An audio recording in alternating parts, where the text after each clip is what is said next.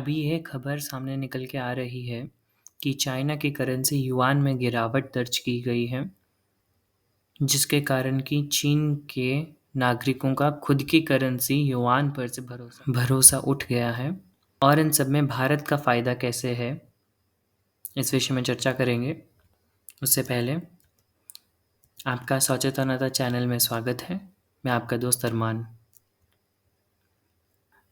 तो न्यूज़ ये है दोस्तों, Chinese citizens rush to buy Hong Kong insurance, dollars as confidence cracks, yuan weakens।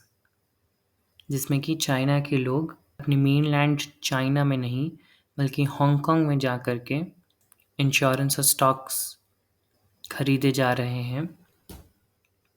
इसके पीछे कई कारण हैं। उनमें से अगर हम प्रमुख कारणों पर देखें, चाइना की consumer spending, property market and stock market में मंदी होना, और इन सभी चीज़ों के स्लो डाउन होने के कारण चाइना की करेंसी और अर्थव्यवस्था में भी एक स्लो डाउन देखा जा रहा है।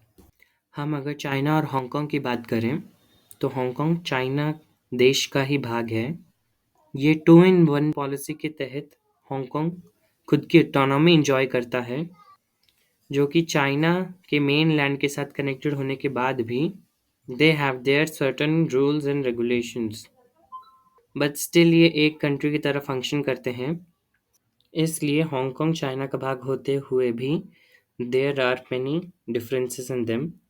इस समय हांगकांग की स्थिति बेहतर होने के कारण पूरे चाइना भर से लोगों के द्वारा हांगकांग में इन्वेस्ट किया जा रहा है। साथ ही हांगकांग के इंश्योरेंस भी खरीदे जा रहे हैं, क्योंकि हांगकांग में उन्हें कम से कम 4 से 5% तक का ब्याज मिल रहा है। परंतु अगर बाकी चाइना की बात करें तो उसमें केवल ब्याज दर 3% तक की है। अगर हम हांगकांग में डॉलर डिपॉजिट्स की बात करें, उनके ऊपर इन्वेस्ट करने पर लोगों को 4% तक का ब्याज मिल रहा है। परंतु अगर डॉलर डिपॉजिट्स पर चाइना में कहीं और से इन्वेस्ट किया जाए तो उसके ऊपर केवल 2.8% तक का ही ब्याज मिल रहा है। इसी कारण से हांगकांग में ही ज़्यादातर इन्वेस्ट करने में लोगों की रुचि दिखाई गई है।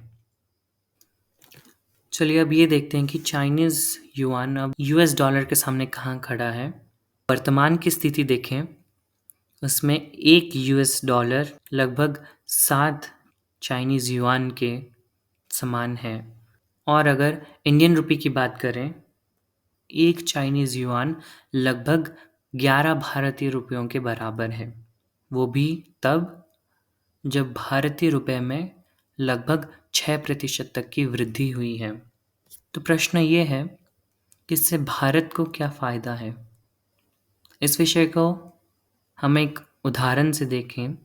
अगर पिछले साल एक चाइनीज़ युआन 15 भारतीय रुपए के बराबर था और हाल ही में एक चाइनीज़ युआन 11 भारतीय रुपयों के बराबर हुआ है, दैट मीन्स हमें कम रुपए दे करके एक चाइनीज़ युआन जितना सामान खरीद सकते हैं। We can export more paying less rupees.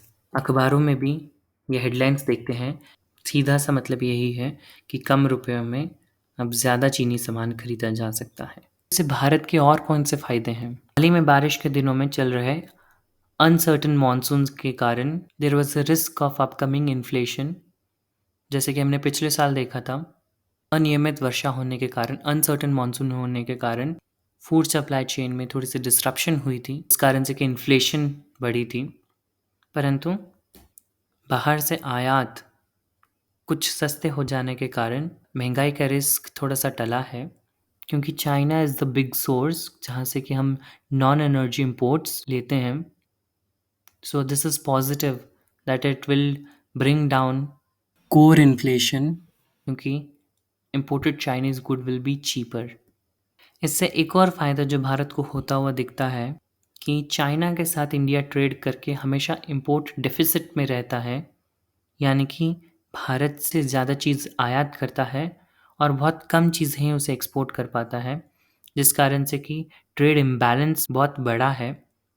परंतु युआन की डिप्रिशिएट होने से इम्पोर्ट डेफिसिट्स के फिगर्स में निश्चिंत ही बहुत बड़ी गिरावट ना हो, परंतु कुछ हल्के गिरावट निश्चिंत ही नज़र आएंगे, because when it comes to China it's an important partner, क्योंकि हम चाइना से बहुत चीज़ों के लिए निर्भर हैं, specially chemicals and active pharmaceutical ingredients and drugs.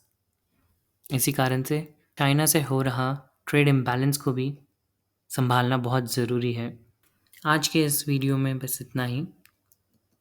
आपका सचेतनता चैनल में आने के लिए धन्यवाद। See you in the next video.